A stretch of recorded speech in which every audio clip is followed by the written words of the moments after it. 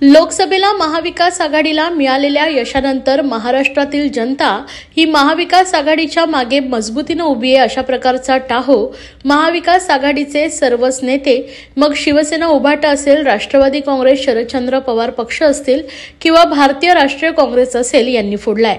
या विधानसभा निवडणुकीत राज्याचे मुख्यमंत्री एकनाथ शिंदे, राष्ट्रवादी काँग्रेसचे राष्ट्रीय अध्यक्ष व महाराष्ट्र राज्याचे उपमुख्यमंत्री अजित पवार, भाजपचे नेते आणि उपमुख्यमंत्री देवेंद्र फडणवीस या तीनही नेत्यांच्या नेतृत्वाखाली जे महायुतीला अभूतपूर्व यश मिळाले ते नाकारण्याचा हा केविलवाना प्रयत्न चालू आहे। लोकसभेतील जे यश मिळाले ते महाराष्ट्राच्या जनतेमुळे मिळाले आणि विधानसभा निवडणुकीत महाराष्ट्रातील जनतेने नाकारल्यानंतर ते ईव्हीएम हॅक झालं अशा प्रकारचा रडीचा डाव सध्या चालू आहे। माझं तर खुलं आव्हान आहे डॉक्टर जितेंद्र आव्हाड यांना की त्यांना वाटत असेल की ईव्हीएम मशीन हॅक होत आहे तर त्यांनी त्यांच्या आमदारकीचा राजीनामा द्यावा आणि बॅलेट पेपरवर सर्वात पहिली महाराष्ट्रातील निवडणूक ही मुंब्रा कळवा विधानसभेमध्ये आपण घेऊयात, म्हणजे दूध का दूध आणि पाणी का पाणी होईल। लोकशाहीमध्ये जनतेनं दिलेला कौल हा मान्य करायचा असतो। महाराष्ट्रातील जनतेनं महायुतीवर 235 पेक्षा अधिक जागा निवडून देत असताना एक विश्वास व्यक्त केलाय। ज्यावेळेला शिवसेना उभाटाने काँग्रेस आणि राष्ट्रवादी काँग्रेस शरदचंद्र पवार गटाबरोबर आघाडी केली त्याचवेळी शिवसेनेचा मतदार हा शिवसेना उभाटाकडून दूर होत गेला। एकनाथ शिंदे यांच्या नेतृत्वाखाली शिवसेनेला लोकसभेत 7 खासदार निवडून आले व 2019ला अखंड शिवसेनेच्या 56 आमदार निवडून आले होते। त्याहीपेक्षा आता जास्त आमदार निवडून येत एकनाथ शिंदे यांच्या नेतृत्वाखाली शिवसेनेला अभूतपूर्व यश मिळालंय। त्यामुळे शिवसेना उभाटानं आत्मचिंतन करावं। तसेच या विधानसभा निवडणुकीत अजित पवार यांनी घेतलेल्या वेगवेगळ्या भूमिकेच्या बाजूनं उभं राहून महाराष्ट्रातील जनतेने अजित पवार हेच राष्ट्रवादी विचाराचे व पक्षाचे खरे वारसदार असल्याचं दाखवून दिलंय, असं मत राष्ट्रवादी काँग्रेस प्रदेश प्रवक्ते व ठाणे पालघर समन्वयक ठाणे जिल्हाध्यक्ष आनंद परांजपे यांनी व्यक्त केलंय। लोकसभेला महाविकास आघाडीला मिळालेल्या यशानंतर महाराष्ट्रातील जनता ही महाविकास आघाडीच्या मागे मजबूतीने उभी आहे अशा प्रकारचा टाहो महाविकास आघाडीचे सर्वच नेते, मग शिवसेना उभाटा असेल, राष्ट्रवादी काँग्रेस पार्टी शरदचंद्र पवार असतील किंवा भारतीय राष्ट्रीय काँग्रेस असेल, अशा प्रकारचा यश जे लोकसभेला मिळालं हे महाराष्ट्राच्या जनतेमुळे मिळालं। अशा प्रकारची यशोगाथा संपूर्ण महाराष्ट्रभर सांगत आणि बोलत फिरत होते। या विधानसभेच्या निवडणुकीमध्ये महायुतीला जे अभूतपूर्व यश राज्याचे मुख्यमंत्री माननीय एकनाथरावजी शिंदे साहेब, त्याचप्रमाणे आमचे राष्ट्रीय अध्यक्ष राज्याचे उपमुख्यमंत्री माननीय अजितदादा पवार साहेब आणि भारतीय जनता पार्टीचे उपमुख्यमंत्री माननीय देवेंद्रजी फडणवीस साहेब, या तिन्ही नेत्यांच्या नेतृत्वाखाली महायुतीला जे यश मिळाले हे नाकारण्याचा कुठेतरी हा केविलवाणा प्रकार चालू आहे। लोकसभेला यश मिळालं तर ते महाराष्ट्राच्या जनतेमुळे मिळालं आणि विधानसभेमध्ये महाराष्ट्राच्या जनतेने नाकारल्यानंतर ईव्हीएम हॅक झालं अशा प्रकारचा रडीचा डाव सध्या चालू आहे। माझं तर खुलं आवाहन so call doctor Jitendra Awhad यांना आहे की त्यांना जर वाटत असेल की ईव्हीएम मशीन हॅक होतं तर त्यांनी त्यांच्या आमदारकीचा राजीनामा द्यावा आणि बॅलेट पेपरवर सर्वात पहिली महाराष्ट्रातली निवडणूक ही मुंब्रा कळवा विधानसभेमध्ये आपण घेऊया, म्हणजे दूध का दूध आणि पाणी का पाणी होईल।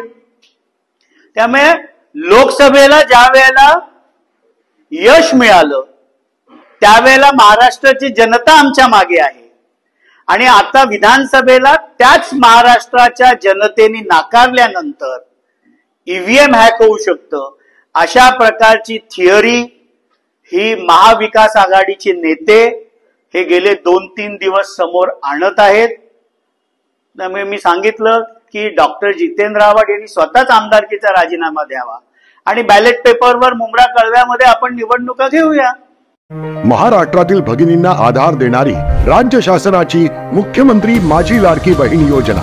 या योजनेअंतर्गत अल्प उत्पन्न गटातील 21 ते 65 वयोगटाच्या भगिनींना मिळणार दरमहा 1500 रुपयाची मदत.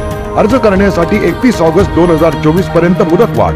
कुटुंबाचं वार्षिक उत्पन्न 2.5 लाख रुपयांपेक्षा कमी असलेल्या महिला पात्र. कुटुंबाकडे पिवळं किंवा केशरी रेशन कार्ड असल्यास उत्पन्नाचा दाखला आवश्यक नाही. पांढरं रेशन कार्ड असेल किंवा रेशन कार्ड नसेल तर कुटुंबाचं वार्षिक उत्पन्न 2.5 लाखांपेक्षा कमी असल्याचा दाखला आवश्यक. योजनेसाठीचा ऑनलाईन अर्ज नारी शक्ती दूत ऍप वरून किंवा पोर्टलवर भरता येईल. ज्या भगिनींना ऑनलाईन अर्ज भरता येत नसेल त्यांच्यासाठी अंगणवाडी, ग्रामपंचायत, वॉर्ड ऑफिस, सेतू सुविधा केंद्रामध्ये किंवा आशाताई बचत गटाच्या CRP यांची मदत उपलब्ध. आता आपल्याला अभिमानाने म्हणता येईल, सुखी आणि सुरक्षित आहे माझी लाडकी बहीण. मुंब्रा आनंद कोळीवाड्यातील बेकायदा बांधकामांवर महापालिकेची कारवाई. विधानसभा निवडणुकीची आचारसंहिता लागू झाली असून अधिकारी निवडणुकीच्या कामात व्यस्त असल्याने या बेकायदा बांधकामांवर कारवाई करणं महापालिकेच्या अधिकाऱ्यांना शक्य झालं नाही. महापालिकेचा स्थगिती आदेश असतानाही बांधकामे सुरू ठेवल्याचा फायदा भूमाफियांनी घेतला. मुंब्र्यात बेकायदा बांधकामांच्या तक्रारी समोर येत होत्या. या बांधकामांवर महापालिकेचे अधिकारी लक्ष तर ठेवत नाहीत ना, असा सवाल परिसरात उपस्थित होऊ लागलाय. निवडणुका संपताच महापालिकेनं बांधकाम सुरू असलेल्या बेकायदा इमारतींवर कारवाई सुरू केली आहे. आनंद कोळीवाड्यात उभारण्यात येत असलेल्या बेकायदा इमारतींवर महापालिकेच्या अतिक्रमण विभागाने गुरुवारी कारवाई केली आहे. ठाणे महापालिका आयुक्तांनी शहरात बेकायदा उभारल्या जाणाऱ्या इमारतींवर कडक कारवाई करण्याचे आदेश दिलेत. या आदेशान्वये मुंब्रा विभाग समिती अंतर्गत आनंद कोळीवाडा येथे असलेली बेकायदेशीरपणे बांधलेली इमारत स्लॅब व बांधकामांवर कारवाई करून JCBच्या साह्यानं तोडण्यात आले. शहरात अशी कारवाई सुरूच राहणार असल्याचं महापालिकेच्या अतिक्रमण विभागानं सांगितलंय.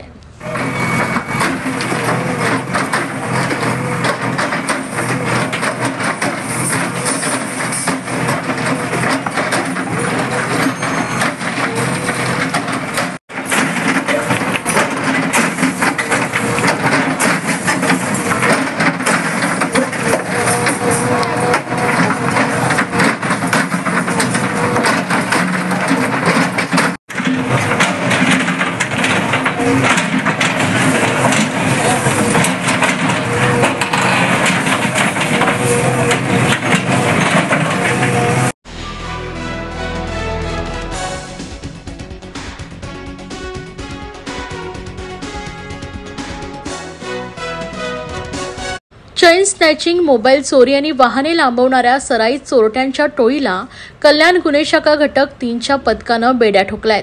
तौफिक हुसेन, मोहम्मद अली उर्फ कालीचरण अली, अब्बास जाफरी आणि सूरज उर्फ छोट्या साळुंके अशी अटक केलेल्या सराईत चोरट्यांची नावं आहेत.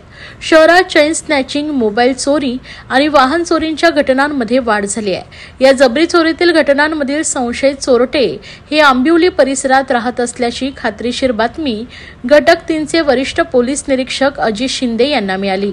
त्यानुसार शिंदे यांनी गुन्हे शाखेचे अपर पोलीस आयुक्त अमरसिंग जाधव यांच्या मार्गदर्शनाखाली कारवाई करून आंबिवली परिसरात सापळा रचला आणि या चौघांना अटक केली आहे. या चौघांकडून पोलिसांनी भिवंडी, ठाणे, बदलापूर, अंबरनाथ, कल्याण, शीळ, डायघर अशा विविध ठिकाणाहून एकूण 70 गुन्ह्यांची उकल केली आहे.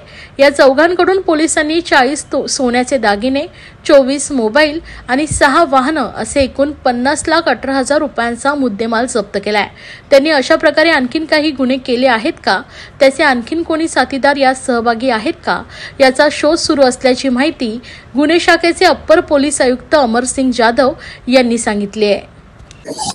पोलीस स्टेशन कोळशेवाडी गुन्हा नंबर 930/24 जबरी चोरीचा गुन्हा दाखल होता. त्या अनुषंगाने गुन्हे शाखेचे युनिट 3चे अधिकारी पोलीस निरीक्षक शिंदे, सहाय्यक पोलीस निरीक्षक उगल मुगले, PSI पाटील हे सहाय्यक पोलीस आयुक्त ACP बागडे साहेबांच्या मार्गदर्शनामध्ये त्या गुन्ह्याचा तपास करत होते.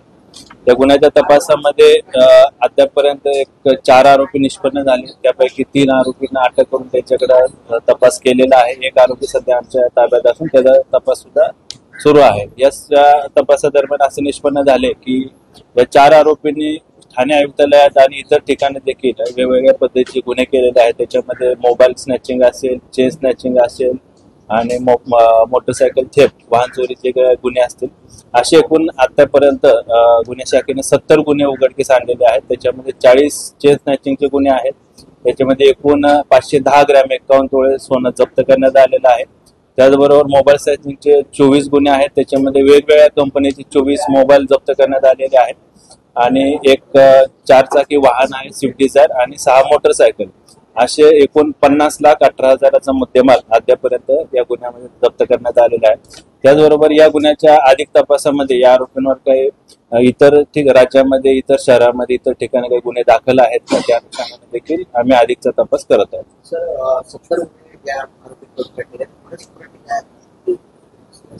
सदरचे आरोपी हे जे महिला दागिने घालून रस्त्याने जात असतात किंवा जे पीडित आहेत, जे मोबाईलवर बोलत असतात, त्यांचा मोबाईल स्नॅच करणे, दागिने स्नॅच करणे किंवा जबरी चोरून नेणे, अशा पद्धतीने त्यांची मोडस ऑपरेट आहे.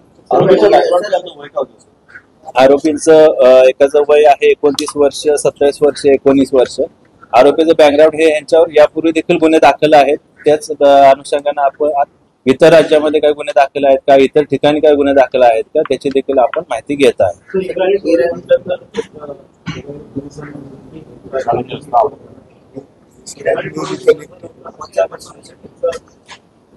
हे जे वारंवार गुन्हे करणारे जे गुन्हेगार आहेत त्याच्यावर आपण मोका, MPDA सारखे प्रभावी आणि परिणामकारक अशी कारवाई आपण करत आहे. आपल्या तशा कारवाया चालू आहेत आणि या गुन्ह्यांना कशा प्रकारे अजून प्रतिबंध करता येईल त्या अनुषंगाने देखील आम्ही उपाययोजना करत आहोत.